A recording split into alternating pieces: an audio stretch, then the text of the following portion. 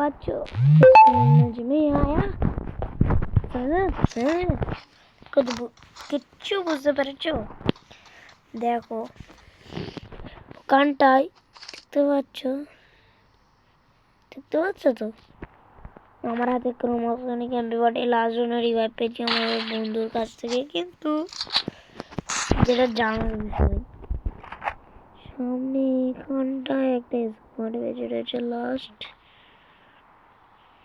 আর এদেরকে মারলে আমার পূজা।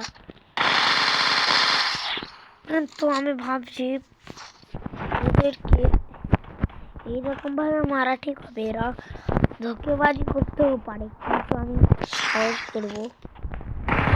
সেই জীবনেও আমার সঙ্গে হয়নি গাইস। আমি কি এই গুলিটাই থেকে 4 জনের মারতে পারবো?